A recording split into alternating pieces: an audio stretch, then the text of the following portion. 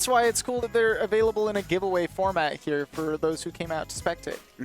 Anybody who can't normally get that custom homemade controller, well, they're getting one here at the Cinema Esports Invitational. But for all of you at home, you're still getting all of the action just the same. And we're continuing it on in winners semifinals, where Grayson and Xillion will be going up against each other. Once again, it looks like Xillion's kind of running the HMO gauntlet right now. Oh, definitely.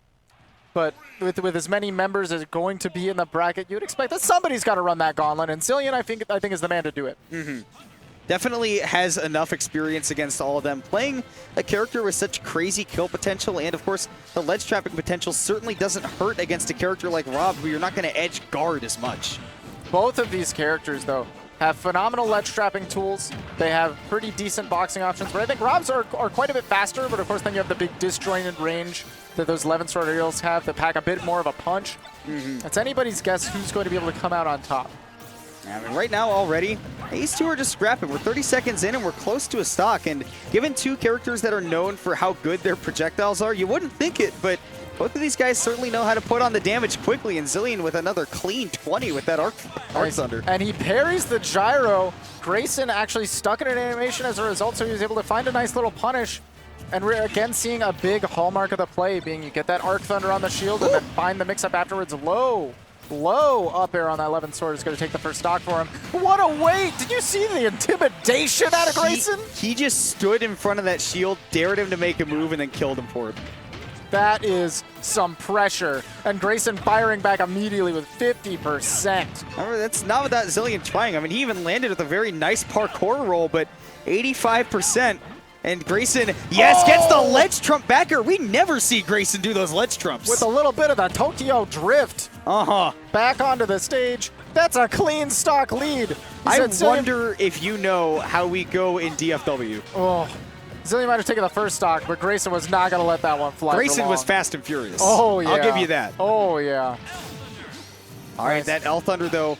Yeah, Xillion's definitely got to set up these ledge traps, keep Grayson from hopping up onto these platforms and establishing the ability to get back to center stage, because stage control has been the whole name of the game for him so far. Nice jumping out of the pressure of that Arc Thunder. Arc Thunder is a really terrifying tool to block. Almost always will give you a mix-up, but jumping out is pretty reliable. This coverage from Grayson is brutal. And he waited for Xillion to go high, but he wasn't expecting that neutral air. Got to be ready for that arc fire on shield as well, and we're back to even stocks, but there's a lot of work for Xillion to do.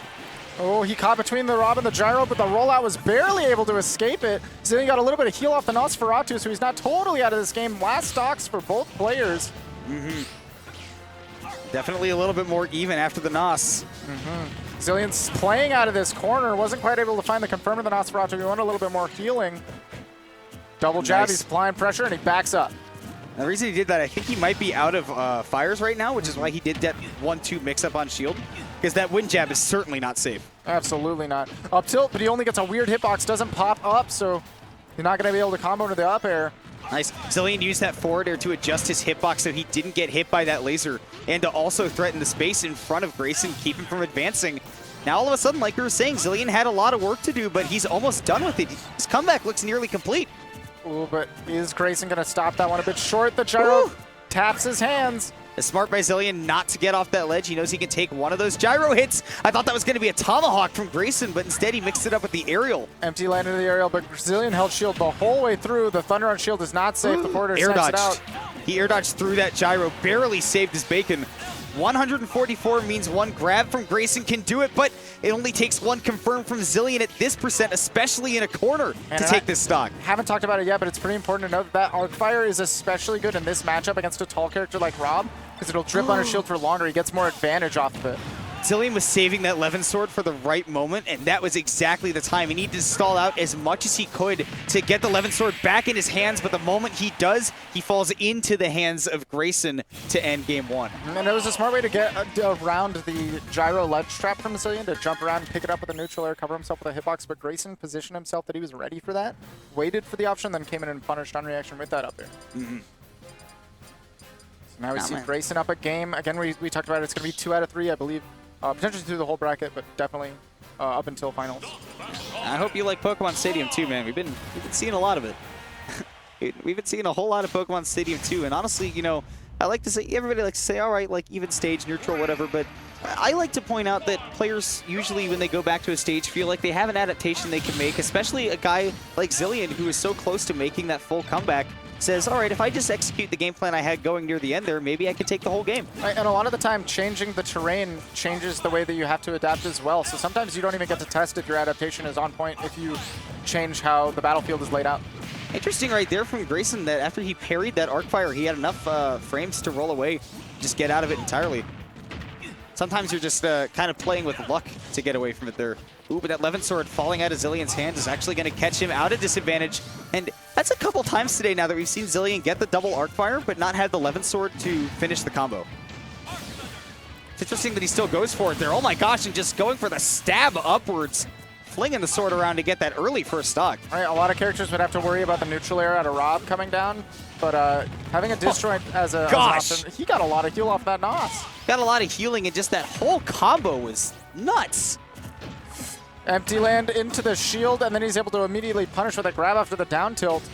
I don't think it is exactly grab punishable, but he caught the mix-up, where Grayson's going to be going for something after the down tilt. Oh, and now Xillion catches that aggressive landing from Grayson. He's seeing that when Grayson's down, he wants to hold forward a little bit, and he's taking really big advantage of that with the spells. Look at that right there again. You were talking about how a lot of the time when you go back to the same stage, you see an adaptation is probably brewing in the player's head. And Xillion is one of the most adaptive players in the entire DFW region, for sure. We're seeing it in practice right now with how big of a difference this game is from the first kill? one. Almost. I was thinking of how deep he was into that wind jab. Thought that Grayson might have been gone. And look, that fire on such a big body is going to be so detrimental. He has the book in hand. Oh, he's just juggling right now, but got a little bit too caught up in his own game. Grayson does take that stock, but not without the most extra credit you've ever seen.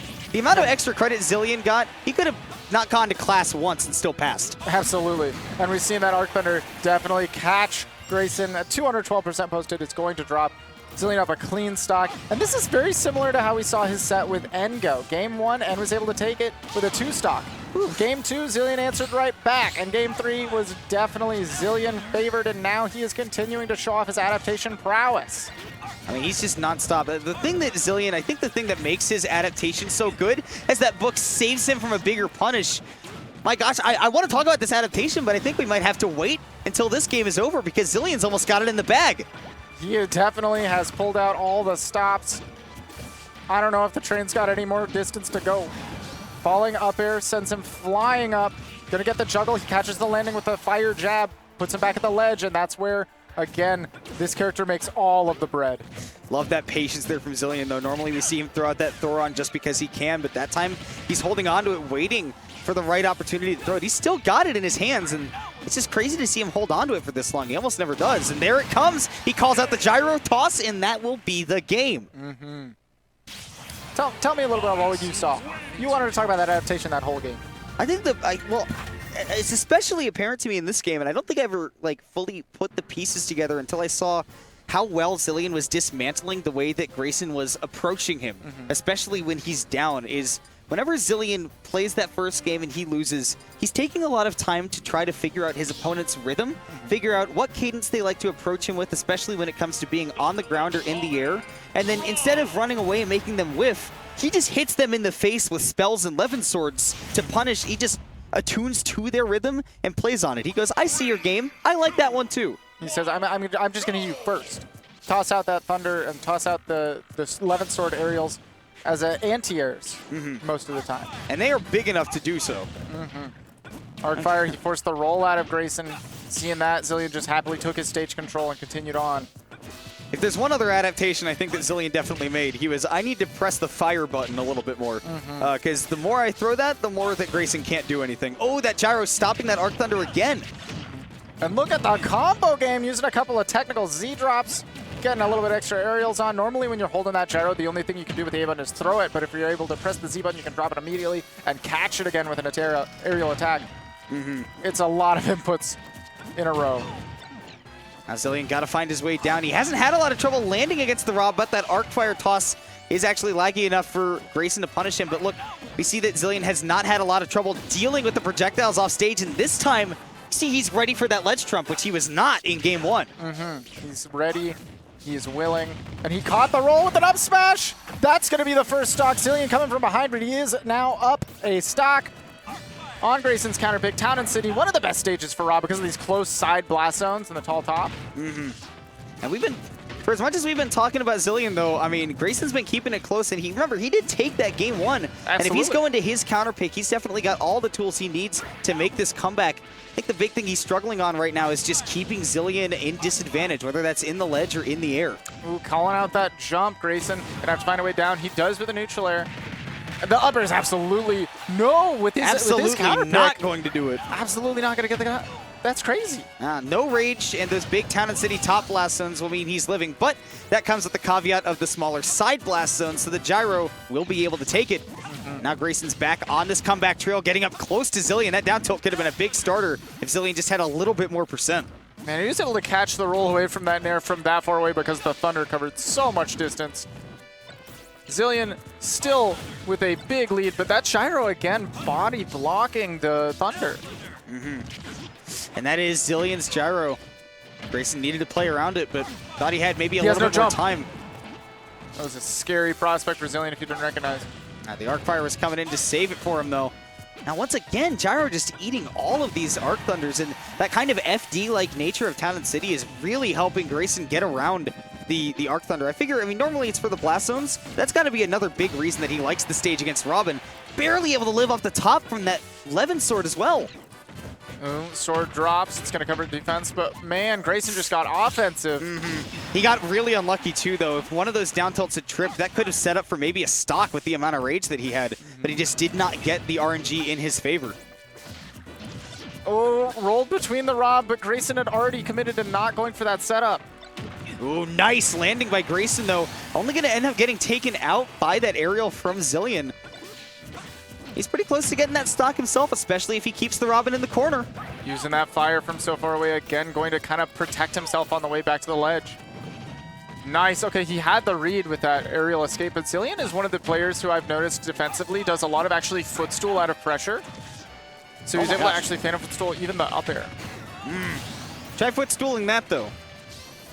I don't see a way that you can do that when you're on the ground. No, it seems difficult.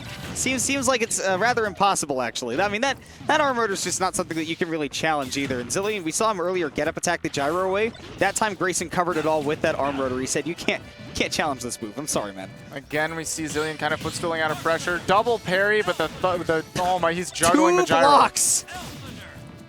Boy, this has got to be really frustrating for Xillion. I mean, Grayson's just playing with this gyro so well. Not quite going to be able to convert. I got a weird hit of it where normally you don't catch somebody jumping with that arc fire. Nice. Grayson faked a cross-up on that neutral air. He went right back in front of Xillion, who thought he'd end up behind him.